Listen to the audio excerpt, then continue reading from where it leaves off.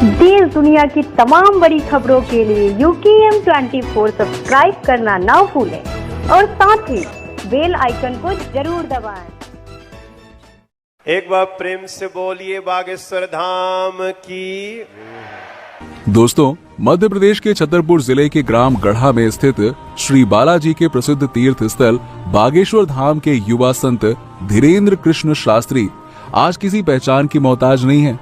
आए दिन बागेश्वर सरकार के पास नेताओं का जमावड़ा लगा रहता है। इसी कड़ी में प्रधानमंत्री नरेंद्र मोदी जी का भी नाम शामिल होता है, जो कुछ दिनों पहले ही दर्शन करने छतरपुर के बागेश्वर धाम पहुंचे थे। और दोस्तों, सिर्फ देश के प्रधानमंत्री ही नहीं बल्कि बॉलीवुड के कई दिग्गज कलाकार भी बागेश्वर धाम आए दिन दर्शन करने के लिए वहां पहुंच ही जाते हैं। मध्य प्रदेश के छतरपुर जिले के ग्राम गढ़ा में स्थित सिद्ध स्थान बागेश्वर धाम सरकार इन दिनों पूरे भारत में चर्चा का विषय बना हुआ है। बागेश्वर धाम में रोजाना लाखों की तादाद में भक्त अपनी मनोकामनाएं लेकर पहुंच जाते हैं। बताया जा रहा है कि बागेश्वर धाम के मुख्य पंडित धीरेन्द्र कृष्ण शास्त्री भक्त को देखकर ही बता देते हैं कि उनके मन में क्या चल रहा है। बागेश्वर धाम में आप जैसे ही पहुंचते हैं, आपके ऊपर जो भी साया होता है वो अपने आप ही उतर जाता है। महाराज धाम पर आए हर एक व्यक्ति के मन की बात जान लेते हैं और उनके दुखों को दूर करने के उपाय भी बता देते हैं। इतना ही नहीं, पंडित धीरेन्द्र कृष्ण शास्त्री की कृपा से धाम में हर दिन भंडारा चालू रहता है। पंडित धीरेन्द्र कृष्ण शास्त्री जी का जन्म 4 जुलाई 1996 में छतरपुर जिले के एक छोटे से गांव ग्राम गढ़ा में हुआ था।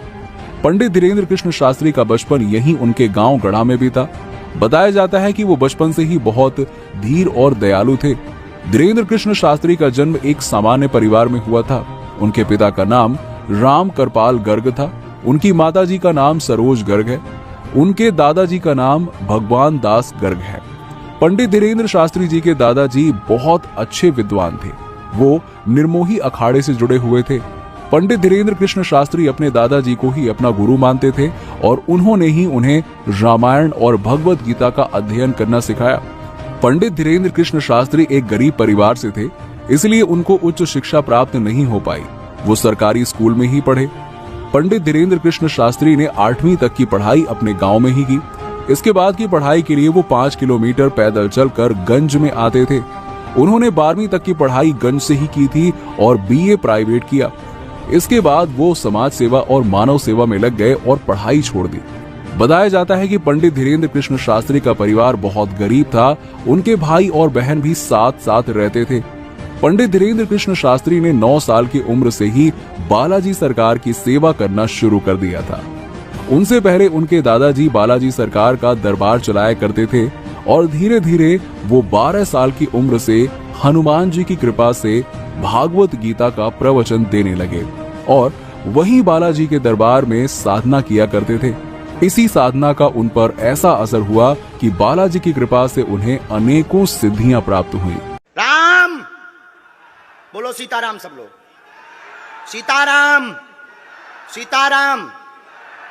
आप में से कोई पत्रकार हमारे चाचा जी का नाम बता सकता है?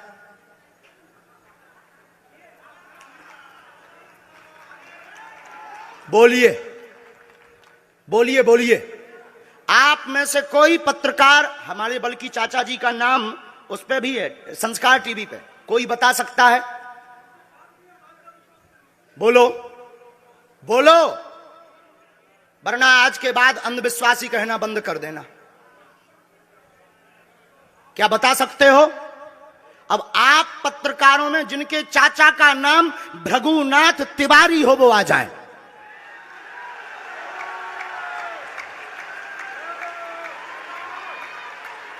आपके चाचा का नाम भृगुनाथ तिवारी? जी, मेरे चाचा का नाम भृगुनाथ तिवारी है और वो भोपाल में रहते हैं, अभी मथुरा में हैं।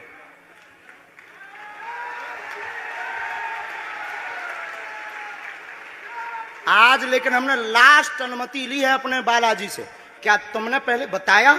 लोगों को अंधविश्वास में तो नहीं ढकेलना, महापाप पड़ेगा अगर तुमने बताया हो। गुरुजी, मैं 3 दिन से बल्कि इस सच्चाई को ABP न्यूज में दिखा रहा हूं। मैंने कोई अंधविश्वास फैलाने का और बताने का काम नहीं किया है। मैं यहीं से आपके दरबार से जनता। तो क्या तुम्हारे भाई का नाम राघवेंद्र तिवारी है? जी गुरुजी, एक पत्रकार होने के नाते नाते मैं ये कह रहा हूं, आचार्य धीरेन्द्र शास्त्री की जय, क्योंकि मैं जो सुन रहा हूं, मैं देख रहा हूं, ये चमत्कार नहीं है। क्या तुम्हारे भाई ने अभी मकान बनवाया है? जी, गृह प्रवेश किया है 2 दिन क्या पहले। तुम्हारी भतीजी का नाम अभिसी है? जी गुरुजी। आज के बाद अब अंधविश्वासी कहना बंद कर देना, वरना नंगा कर दिया जाएगा।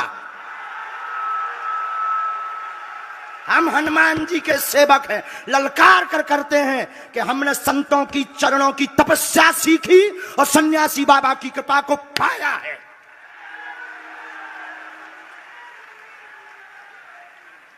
जो भ्रम फैला रहे, आज के बाद भ्रम बंद कर देना।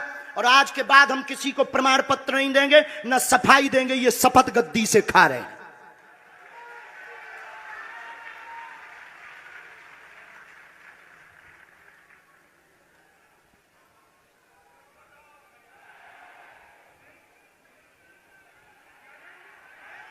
पूरे भारत को अंधविश्वास में धकेलने के लिए हाँ तो नहीं बोल रहे। जी बिल्कुल नहीं, बिल्कुल नहीं। मैं ये बहुत जिम्मेदारी से कह रहा हूं, और मैं 3 दिन से इस सच्चाई का पता लगा रहा था। और एबीपी न्यूज जो लोग देख रहे हैं उनको मैं बता रहा हूं कि ये लाइव दिव्य दरबार के टेस्ट में आचार्य धीरेन्द्र शास्त्री जी ने जो कहा है, मैंने केवल इनसे इंटरव्यू किया था, अपनी जीवनी नहीं बताया था। जो इन्होंने बताया है वो सच है, और मैं ये एबीपी में लाइव कह रहा हूं, ये कोई अंधविश्वास नहीं है। मैं फिर कह रहा हूं, बाबा बागेश्वर धाम की जय। आज के बाद, क्योंकि आज हमारा दिमाग स्थिर नहीं है, आज के बाद अब हम कभी भी किसी से हमें प्रमाण पत्र की आवश्यकता नहीं है। आज पूरी नेशनल मीडिया के सामने हमें जो कहना था कर लिया, फर्स्ट और लास्ट है। अब आपका एक प्रश्न हम बताएंगे, और आज के दरबार को, क्योंकि हम पूर्ण होश में नहीं है, इसलिए आज के दरबार को हम बालाजी की अनुमति से आए थे, और आज के दरबार को हम इसी के साथ विराम करेंगे। कल 4 घंटे दरबार लगाएंगे। एक प्रश्न पूछ लीजिए, लास्ट पूछिए। मैं पूछूं? हाँ। मेरे मन में तो देखिए बहुत सारे सवाल थे, जिसको लेकर मैं 3 दिन से लगातार कोशिश कर रहा था।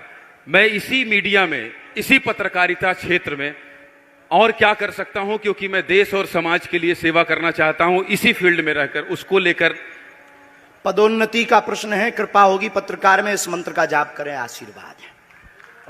और रुकिए, एक ये रखा है और आपका एक और रखा है। हम गुरु हैं, ऊंची गोटी खेलते हैं, कच्ची गोटी नहीं खेली हो। इसमें वो रहस्य भी लिखे हुए हैं जो दुनिया को पता नहीं, सिर्फ तुम्हें और हमें पता है। वो पूरे कमरों की डिटेल लिखी है इसमें, और ये धमकी नहीं है। सिर्फ आधा पढ़वा करके आपको हम संतुष्ट कर देंगे, वो पर्चा वापस ले लेंगे। एक ये आएंगे, ये भाव से बैठे हैं, बस। ये आपने भी नहीं सोचा होगा।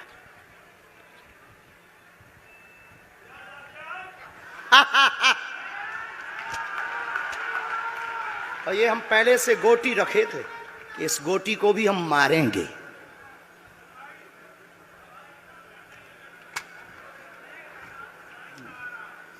एक पर्चा ले सकते हैं, ये वाला नहीं। दोनों हाथों की मुट्ठी बांधो सब। आज चूंकि हमें उतनी ज्यादा शारीरिक हमें गुरुजी से आज्ञा लेनी पड़ी, क्योंकि हमें कसौटी पर उतरना था, तो गुरुजी से हमें आज्ञा लेनी पड़ी। और हमारे गुरुजी ने सुबह 7:30 बजे कह दिया था, बेटा जाओ झंडा गाड़ कर आओगे सनातन का। दोनों हाथों की मुट्ठी बांध लीजिए सभी। सामूहिक अर्जी हम लगा देते। कहो, हे बागेश्वर धाम प्रभु, हे बालाजी महाराज, हे सन्यासी बाबा, हे कलयुग के राजा, हम पर कृपा करो, हम पर दया करो, हमारी अर्जी सुनो। हे बागेश्वर बालाजी, आजीवन पर्यंत आपके चरणों से, आपके धाम से हम जुड़े रहेंगे, हम आते रहेंगे, परंतु हम पर कृपा करो। आपकी जय हो, आपकी जय हो, आपकी जय हो। जिनकी अर्जी नहीं लग पाई, आज चूंकि हमें बहुत खेद है कि तुम लोग 5 घंटे से बैठे और पर्चा ज़्यादा नहीं बन पाए, लेकिन आज सनातन को चुनौती थी और हम सनातन को झुकने नहीं देंगे। इसीलिए हमने आज प्रण लिया था कि हे बालाजी, आज हमको भेजना तो फतेह करवा करके आना। इसीलिए हमें बहुत दुख है और हमारे अंदर उस दुख के कारण आप लोग क्षमा कीजिएगा। और अगर आज्ञा लगेगी तो कल हम 4 घंटे तक, कल पक्का है 4 घंटे दरबार लगाएंगे। और जिनकी अर्जी नहीं लग पाएगी वो नारियल और लाल कपड़ा लाना, कथा अपने टाइम पर होगी। जो जो प्रश्न लेकर आए 3 बार बोलो ओम ओम ओम। कहो हे बालाजी, हे सन्यासी बाबा, हमारी यह अर्जी स्वीकार करो, हम पर अपनी कृपा करो। आपकी जय हो, आपकी जय हो, आपकी जय हो। दाहिने हाथ की मुट्ठी का सीधा उतारा शीर्ष 7 बार करो, बालाजी के चरणों की तरफ छोड़ दो। ऐसा करने से शरीर की जो भी नकारात्मक ऊर्जा होगी वो बालाजी के चरणों में बंध जाएगी। अब बाएं हाथ की मुट्ठी का उल्टा उतारा करो एंटी क्लॉक में, शीर्ष 7 बार। इसे भी बालाजी के चरणों की तरफ छोड़ दो। अब दोनों हाथों को मलो, बोलो ओम बागेश्वराय नमः, ओम बागेश्वराय नमः। एक बार